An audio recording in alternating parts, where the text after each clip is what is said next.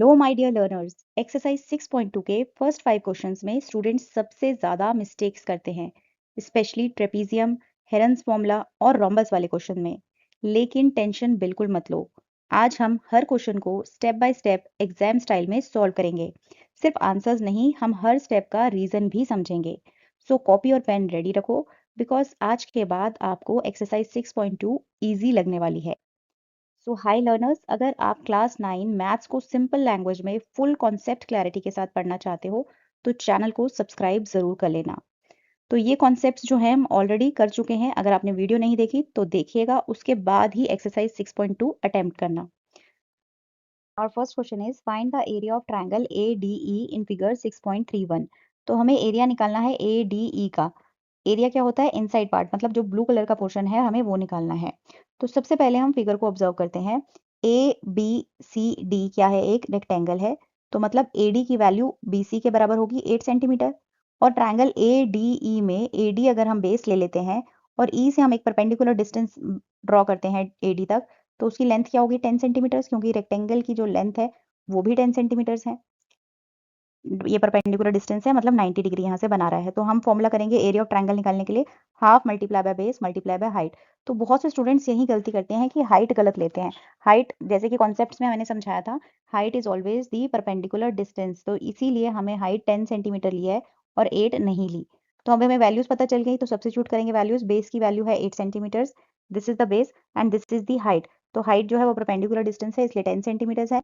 Values जब हम calculate करेंगे तो एरिया का फॉर्मूले में, तो half multiply by base multiply by height which is equal to 1/2 multiply by 8 multiply by 10 which is equal to 40 centimetre square भी जरूर लिखना है। सेंटीमीटर मत लिख देना, गलत हो जाएगा। ये क्वेश्चन थोड़ा सा इंटरेस्टिंग होने वाला है क्योंकि यहाँ पे ट्रेपीजियम और पाइथागोरस दोनों यूज होंगे। तो क्वेश्चन में हमें दिया हुआ है पैरेलल साइड जो है ट्रेपीजियम की वो है 40 सेंटीमीटर और 20 सेंटीमीटर, और जो नॉन पैरेलल साइड्स हैं वो दोनों इक्वल हैं 26 सेंटीमीटर। मतलब कि ये एक आइसोसेलेस ट्रेपीजियम हो गया। तो ए बी की वैल्यू 20 सेंटीमीटर है और डी सी की वैल्यू 40 सेंटीमीटर है। ए डी और बी सी की वैल्यू 26 सेंटीमीटर ईच है। तो अब ट्रेपीजियम का एरिया निकालने के लिए हमें क्या चाहिए? हाइट रह गई हमारी निकालने के लिए। तो इसीलिए हम परपेंडिकुलर्स ड्रॉ करेंगे यहाँ से ए ई और बी एफ। तो ये दोनों साइड्स में इक्वली डिवाइड होता है, तो ए बी अगर 20 सेंटीमीटर है तो ई एफ भी 20 सेंटीमीटर होगा, और बाकी की वैल्यूज जो है, जो 20 बचा वो इक्वली डिवाइड होगा, तो वो आंसर आ जाएगा उसका 10। तो difference is divided equally on both side, तो ईच पार्ट हो गया 10 सेंटीमीटर्स। अब क्या है? राइट एंगल ट्रायंगल बन गया हमारा ADE, करेक्ट। तो हम पाइथागोरस लगा लेंगे। हाइट का स्क्वायर क्या होता है? प्लस बेस का square is equal to hypotenuse का स्क्वायर। हाइपोटेनस क्या होता है? 90 डिग्री के एंगल से opposite, that is the longest side. ये कॉन्सेप्ट्स में हमने अच्छे से क्लियर किया था। तो एच स्क्वायर प्लस बेस कितना है हमारा? 10, 10 का square is equal to hypotenuse की वैल्यू हमारी 26 का स्क्वायर। तो ये जब हम सॉल्व करेंगे तो हमारा आंसर आ जाएगा 24 सेंटीमीटर। तो हाइट आ गई हमारी 24 centimetre with the help of right angle triangle, मतलब पाइथागोरस थ्योरम लगा के। अब स्टेप 4 में हमें क्या निकालना है? एरिया ऑफ ट्रेपेजियम, जिसका फॉर्मूला हमें आता है half multiply by sum of parallel sides multiply by height. तो सम ऑफ पैरेलल साइड्स क्या है?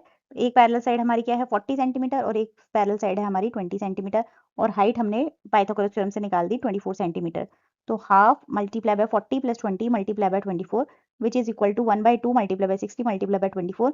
व्हेन वी सॉल्व दिस तो हमारा आ जाएगा 720 सेंटीमीटर स्क्वायर।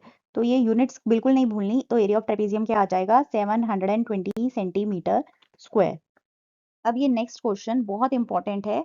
ये हिरन्स फॉर्मूला का क्वेश्चन है। Find the area of triangle whose sides are 8 centimetre 11 centimetre and 13 centimetre. तो ये एग्जाम्स के लिए भी बहुत इंपॉर्टेंट है, तो ध्यान से सुनना। तो क्वेश्चन में हमें क्या गिवन है? साइड्स दी हुई है ट्रायंगल की, तीनों साइड्स। हम एक फिगर ड्रॉ कर लेंगे जिसमें साइड से हम लिख लेंगे।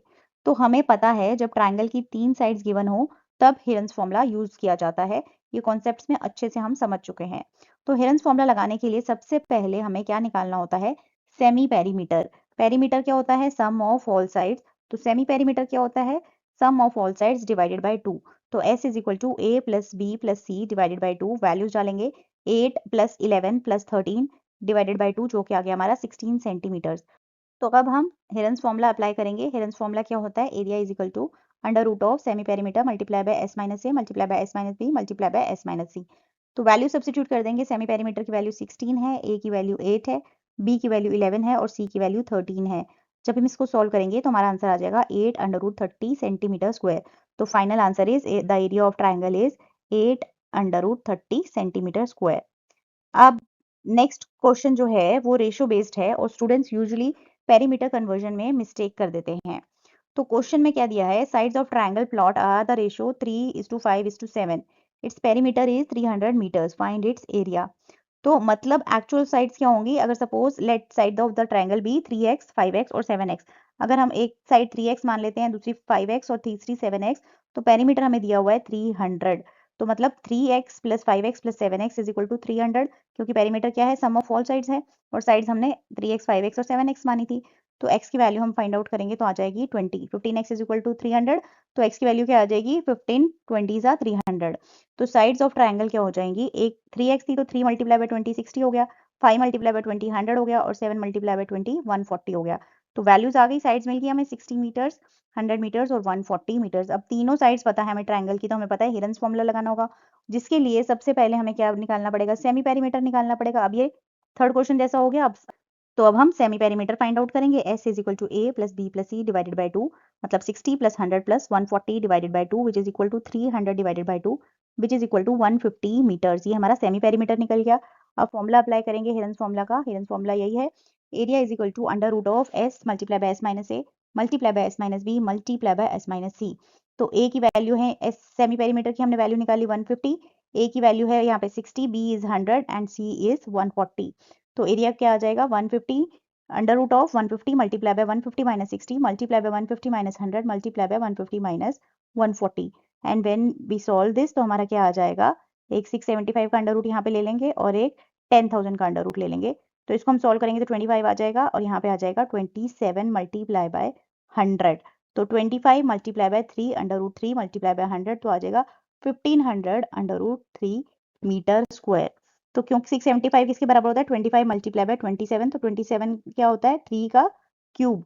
तो इसीलिए हमारा वैल्यू 3 अंडर रूट 3 आया है।